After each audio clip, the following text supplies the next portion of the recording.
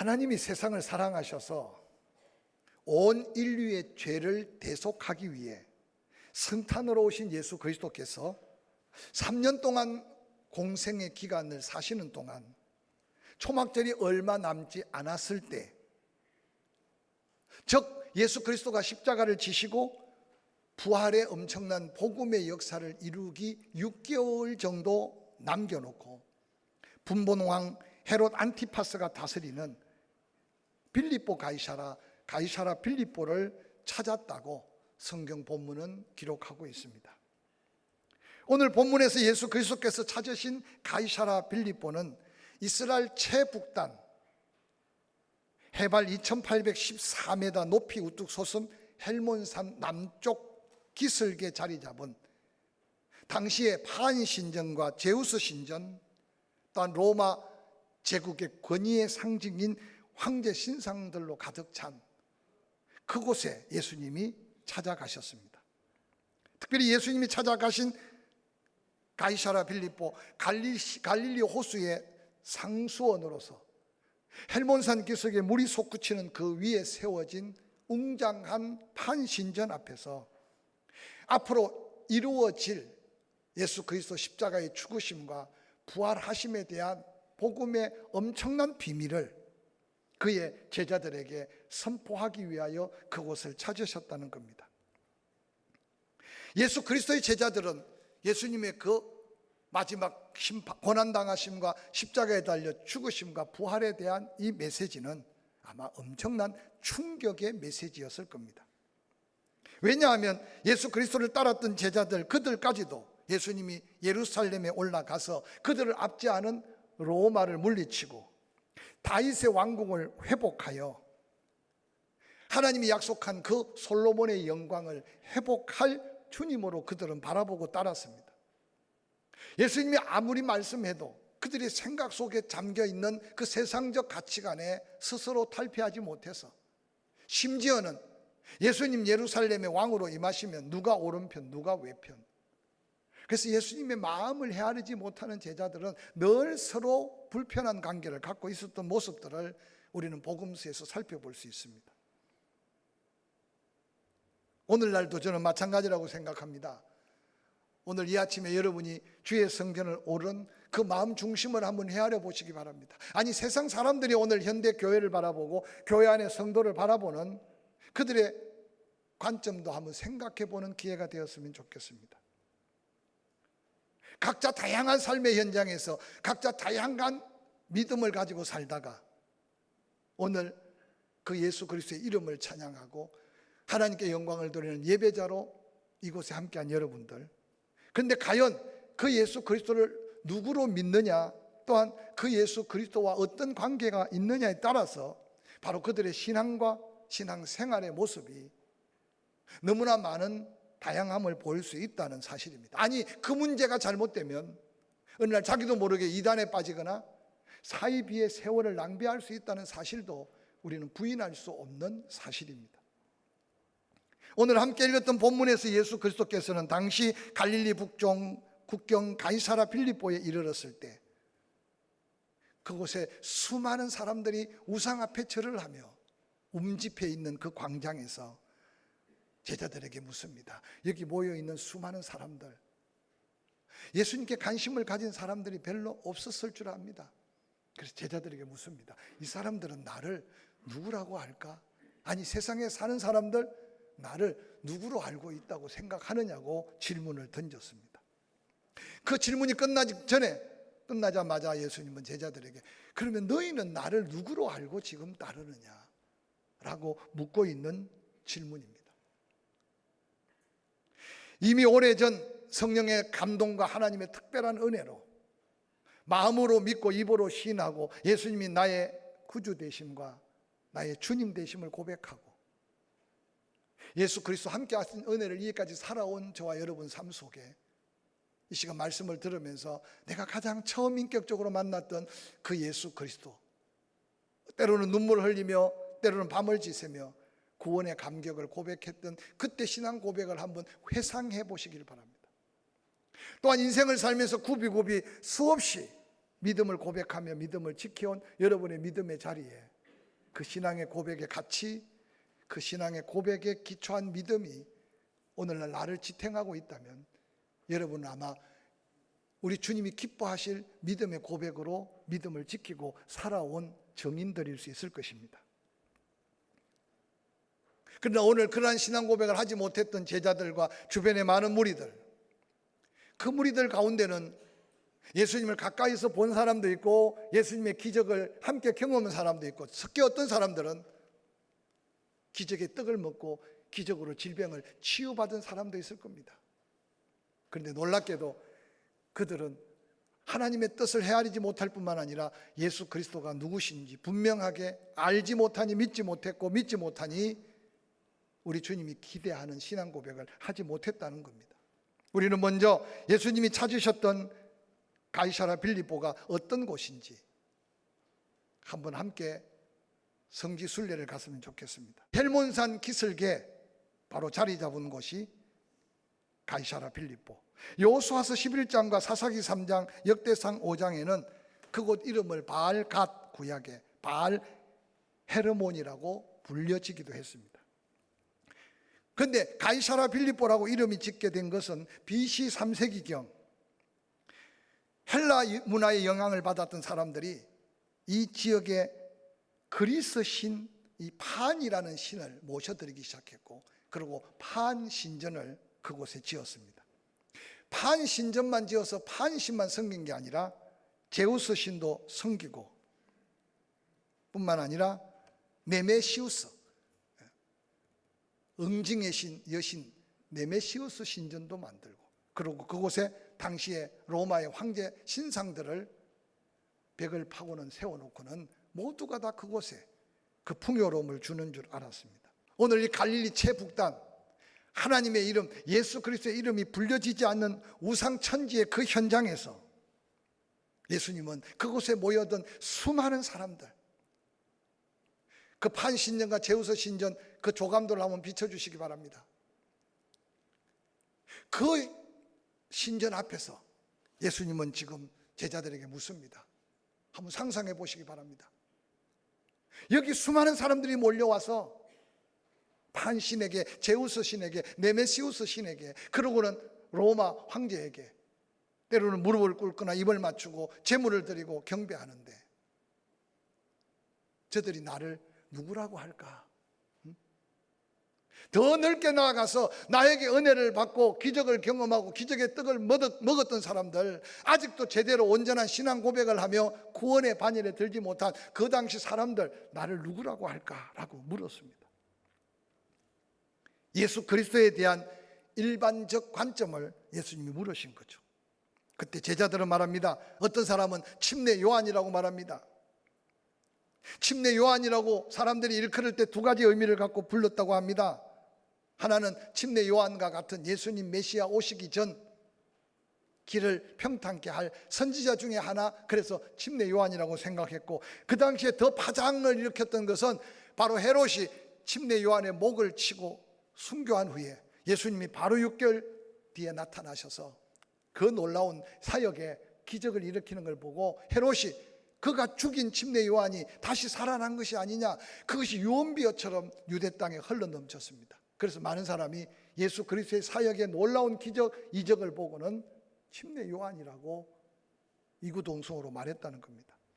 들으는 엘리야라고 말했다고 합니다. 말라기 4장 5절, 보라 여호와의 크고 두려운 날이 이르기 전에 내가 선지자 엘리야를 너희에게 보낼 것이다 라고 하는 말라기의 예언의 말씀이 끝나고 400여 년 이스라엘은 하나님 음성도 하나님의 뜻도 없는 영적 암흑시대를 끝냈습니다. 그리고 혜성같이 예수 그리스도가 나타나 기적을 행하는 모습을 보고 말라기 선자가 예언한 다시 엘리야를 보낸다고 했더니 엘리야가 아니냐, 그래서 오늘 사람들은 예수님을 그리스도 주님으로 고백하지 못하고 엘리야가 아니냐, 또한 선지자 중에 한 사람이 아니냐라고 말하고 있었습니다. 예수님이 들으시기를 원하셨던 신앙의 고백이 아니었다는 사실을 성경은 우리에게 말해주고 있습니다. 사랑하는 성도 여러분, 여러분 주변에 여러분을 바라보면서 여러분 주변에 여러분이 전도해야 될 믿지 않는 사람들, 한국 교회에 대해서, 교회 안의 성도에 대해서, 아니 우리가 믿는 예수 그리스도에 대해서 뭐라고 말하고 있을까? 한번 마음을 쓰고 들어보시길 바랍니다. 그때 예수님이 들으시기를 원하셨던 대답은 그 대답이 아니었기 때문에 마태복음 16장 15절, 너희는 나를 누구라고 하느냐라고 물었습니다. 너희는 나를 누구라고 하느냐? 제가 이번 11월 달에 성지를 돌아보면서 이 가이사라 빌립보 그 현장을 10손가락을 꼽으라면 손가락이 모자랄 정도로 그곳을 찾아본 기억이 뚜렷합니다. 수많은, 코로나가 거의 외국에는 끝나갔으니까 얼마나 관광객들이 많은지. 그래서 함께한 동역자고 그곳을 방문했는데, 제가 설명이 끝나자마자 한 젊은 목사가 큰 소리로 주는 그리스도시요 살아계신 하나님의 아들입니다 라고 외친 거예요. 한국말로. 관광지에서 그렇게 큰 소리 치면 안 되거든요. 그러니까 주변에 있는 전 세계에서 온 관광객들이 깜짝 놀라가지고 뭐 한국말을 모르니까 누가 죽는 소리인지 뭔 소리인지 모르고 당황해가지고 쳐다보는 거예요. 저도 한순간 얼마나 당황스럽던지. 옆에 있는 분이 묻는 거예요. 아니 저분이 뭐라고 외쳤느냐, 왜 소리를 지르느냐 묻더라고. 그래서 제가 마태복음 16장 베드로가 고백한 신앙의 고백을 고백한 거라고. 그 소리를 듣자마자 서로서로 숭웅거리더니 여기서 아멘 아멘 아멘 하더니, 내가 볼 때 통역에 또 통역을 거쳐서 아마 다른 유럽인들도 다른 아시아 사람들도 아멘 아멘 하더니 함께 박수를 치고 한우성을 날리고.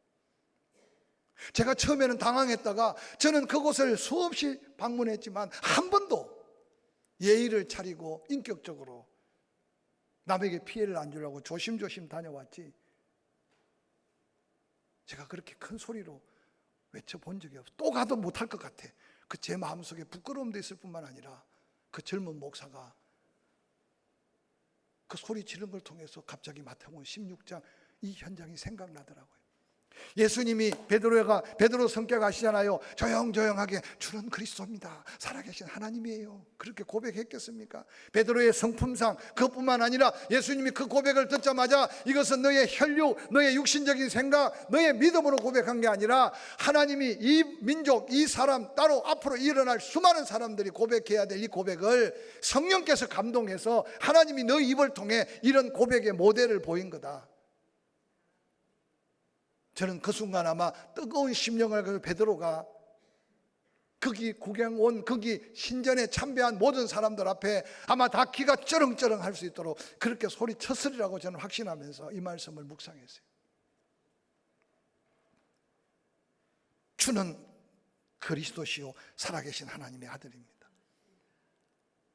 저는 새해를 시작하면서 이 새해 하나 동안 우리가 어떻게 영적 싸움을 싸우며 우리의 믿음을 어떻게 든든하게 세워가며 우리가 어떻게 사명 앞에 후회 없는 2023년을 보낼까. 모두가 다 힘들다, 어렵다, 그 누구도 희망과 소망의 말을 하는 사람도 없고 들을 수도 없는 이 세상에 하나님 우리에게 어떤 은혜를 주실까 기대해 가면서 이번 한 주간 이미 마음으로 믿고 입으로 시인해 가며 주님 사랑합니다, 주님은 나의 전부입니다, 주님은 나의 주인이십니다 고백한 믿음으로 여기까지 살았는데, 주님과 나의 관계 속의 고백이 아니라 이제는 누군가에게, 아니 예수 그리스도가 주가 되시고 그리스도가 되시고 살아계신 하나님의 아들이심을 고백하며 함께 구원받아야 될 수많은 사람들에게 우리가 또 외쳐야 될 믿음의 고백의 모델이 베드로의 외침이 아닌가 생각해 봅니다. 오늘 베드로의 신앙의 고백을 한번 살펴보십시다. 베드로는 말합니다. 예수 그리스도가 주님이시라고 고백합니다. The Lord. 이 말의 근본적인 의미는 주종관계를 의미하지만 신약에서 이 주라는 말이 헬라어로 큐리오스라고 번역할 때는 그리스도는 하나님과 동등된 분이십니다 라는 신앙의 고백이 함께 내포되어 있어요. 예수 그리스도 당신은 하나님이십니다.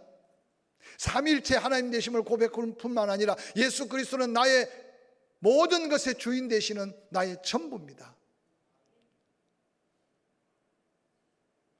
환경에 짓밟히기 전에 여러 가지 세상의 뉴스에 내 마음을 빼앗기기 전에 이 고백으로 예수 그리스도 앞에 당당히 믿음으로 설 수 있기를 주의 이름으로 간절히 축원합니다.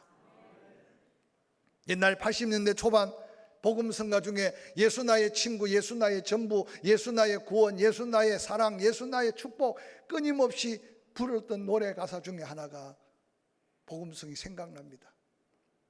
사랑하는 성도 여러분, 살아있는 것도 주의 은혜라면 나의 남은 생에도 예수 그리스도가 나의 주인 되셔서 나의 모든 것을 책임져 주실 줄로 믿는 믿음으로 The Lord, 예수 그리스도는 나의 주님이십니다. 주여라고 고백할 때마다 여러분 신앙 깊은 곳에 믿음의 현주소를 삼고 아무것도 두렵고 염려할 것이 없는 담대한 믿음을 회복하는 저와 여러분이 될 수 있기를 주의 이름으로 간절히 축원합니다. 베드로는 고백합니다. 예수 그리스도는 그리스도시다. 이 그리스도라는 말은 구약 성경 히브리어로 메시아, 히브리어로 메시아가 헬라어로 번역하면 크리스토스, 그리스도라는 말입니다. 즉 우리를 구원하기 위해 그래서 예수 그리스도를 이 땅에 보내면서 그 이름을 예수라 해라. 자기 백성을 저희 죄에서 구원할 자다. 그 구원을 위해서 내가 기름을 부어 너희에게 보냈다. 그래서 예수라는 이름을 부를 때마다 그리스도라는 이름이 따라 붙는 것은 우리를 구원하기 위해 하나님이 기름 부어 사명을 주어 우리에게 보낸 자, 그가 바로 예수 그리스도. 할렐루야. 그래서 사도 바울이 고린도 교인들이 나는 아볼로에게, 나는 바울에게, 나는 베드로에게 은혜 받은 것을 이야기할 때 어떤 사람은 물을 주고 어떤 사람은 심고 어떤 사람은 가꾸지만 자라게 하는 분은 그리스도. 그러면서 예수 그리스도 안에 하나됨을 도전하고 있습니다. 보내신 예수 그리스도가 나를 위해 십자가에 달려 죽으심으로 나를 구원하신 구원자이심을 때때로 고백해가며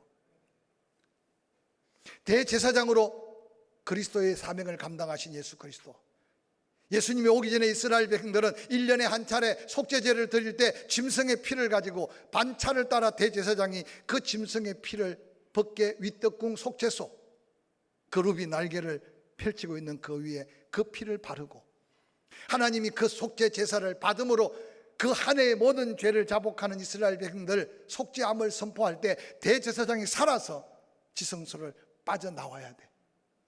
그런데 때때로 이스라엘 백성들이 온전한 회개가 없거나 그 피가 부정하거나 제사를 드리는 대제사장이 부정하면 제사를 드리는 중에 그곳에서 급사를 당하여 하나님의 심판으로.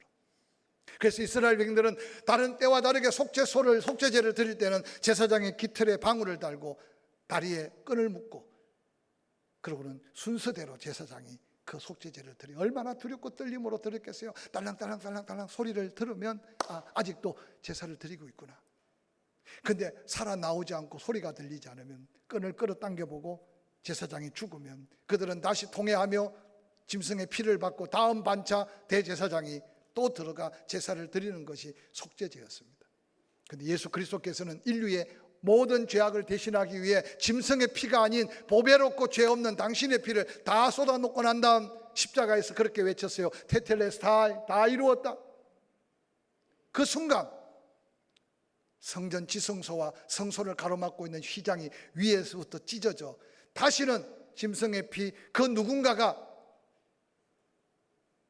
대신 죄를 사함받고 고해사해야 될 이유가 없는 만인 제사장의 은혜를 예수 그리스도께서 친히 부활하심으로 대제사장으로서 다시 사심으로 하나님이 완전한 속죄제를 받으심의 증거가 우리에게 주어진 그리스도로 오신 예수 그리스도의 은혜예요. 이 한 주간 여러분의 입술로 베드로가 우리의 모델로 고백한 예수는 그리스도라는 이 고백이 너희 죄를 자백하면 저는 미쁘시고 이로우사 모든 죄를 사하셨던 하나님의 그 은혜 안에서 자유함을 누릴 수 있기를 주의 이름으로 간절히 축원합니다. 뿐만 아니라 베드로는 예수 그리스도는 살아계신 하나님의 아들이라고 선포했습니다.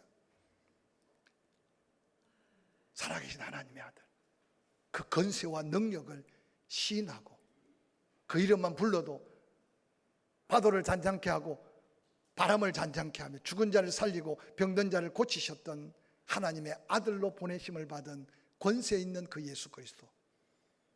사랑하는 성도 여러분, 우리는 이미 그 고백을 하며 여기까지 살아왔는데 어느 날 그 믿음의 근간, 그 믿음의 근본이 혹이라도 흔들리고 있지 않는지 한번 돌아보시길 바랍니다. 오늘날 어느 날 환경, 여러 가지 분위기, 내 삶에 얽히고 설킨 것에 내가 주인 되어서 하나님 앞에 제대로 신앙 고백, 믿음의 근거가 흔들리는데도 모르고 분주하게 바쁘게 살아갈 수만 있다면 우리의 모습이 하나님 앞에도 안타까움이고 자신에게도 얼마나 비참함으로 이어지겠습니까? 오늘 베드로의 주님이십니다, 그리스도이십니다, 하나님의 아들입니다 라고 외치는 고백을 듣자마자 요나의 아들 시몬, 바 요나야, 내가 복이 있다. 이를 내게 알게 한 것은 혈육이 아니다, 너의 지식적으로 주변에 배워서 고백하는 게 아니다, 하늘에 계신 아버지께서 너를 통해서 온 인류가 고백해야 될 위대한 신앙의 고백의 모델로 너를 통해 선포하게 하신 것이다. 그 고백을 우습게 여기지 말아라. 나는 너의 그 믿음의 고백 위에 내 교회를 세울 거다. 너 같은 믿음으로 고백한 심령, 너 같은 믿음으로 고백한 믿음의 가정, 너 같은 믿음의 고백으로 모여있는 공동체 교회를 권세 있게 할 텐데 악한 원수 마귀 음부의 권세가 이기지 못하도록 내가 너에게 능력을 덧입혀 줄 것이라고 말씀하셨습니다. 요나의 아들 시몬, 시몬이란 이름의 뜻은 큰 바위에 조각난 작은 돌멩이라는 뜻입니다. 어디에선가 떨어져 나온 작은 볼품없는 돌멩이. 그런데 예수님은 아람어로 게바, 헬라어로 페트로스, 볼품없는 조각난 돌짝인데 다시 큰 떨어져 나온 그 바위 덩어리에 붙어있는 너는 이제 큰 바위가 될 거다, 페트로스. 그런데 반석이 대신 그 반석 위에 그 바위가 든든히 서 있다면 바로 그게 내 교회로서 내가 권세와 능력을 더해 줄 것이라고 약속했습니다. 사랑하는 성도 여러분, 웬일인지 자꾸만 복잡한 일들이 생깁니까? 근심 걱정거리들이 생깁니까? 염려가 거기에다가 들려오는 소문, 뉴스, 여기저기 전쟁, 여기저기 지금 지진. 여러분, 아니 우리는 이미 또 다른 어떤 지진을 경험해 보지 않았습니까? 언제까지 분위기 속에 흔들리고 세상 속에 흔들리는 믿음 가지고 살겠습니까? 세상은 흔들리고 수많은 환경들은 뒤죽박죽이 될지라도 이 신앙 고백 위에 있을 때 예수 그리스도께서 친히 함께 하시되 음부의 권세가 이기지 못하게 하심의 약속이 믿음이 되기를 주의 이름으로 간절히 축원합니다. 축원합니다. 뿐만 아니라 내가 천국 열쇠를 내게 준대요. 열쇠라는 것은 뭔가 아주 소중한 것이 담겨있는 그것 관리의 권능, 그것을 사용할 수 있는 능력입니다. 베드로의 이 신앙을 고백하는 이 믿음의 사람들, 아니 그 믿음의 사람들이 모여있는 교회를 통해 하나님께서는 천국의 문을 열고 닫는 열쇠를 주는데 더 구체적으로 그 열쇠를 가지고 땅에서 메어봐라, 하늘에서 하나님의 능력으로 메어주마, 그 열쇠로 땅에서 풀어봐라, 하나님이 그걸 풀어서 해결해 주마, 그렇게 약속하셨어요. 정치로 해결 못하고 세상의 지식으로 과학으로 해결 못하는 문제 앞에 방황하는 이 민족을 위해 우리에게 준 그 권세, 천국의 열쇠로 새벽에 시간 일터에서 삶의 환경이 바뀔 때마다 쉬지 않고 기도해 가면서 우리는 연약한 손으로, 우리의 연약한 믿음으로 땅에서 메었는데 하나님께서는 전능한 능력으로 하늘에서 붙들으면은 그 능력을 함께 경험해 가며 세상 모든 사람들이 베드로의 이 고백, 우리의 고백을 듣고 그들도 또한 이 고백을 함으로 모두가 구원받는 하나님의 영광을 함께 경험하는 저와 여러분이 될 수 있기를 주의 이름으로 간절히 축원합니다.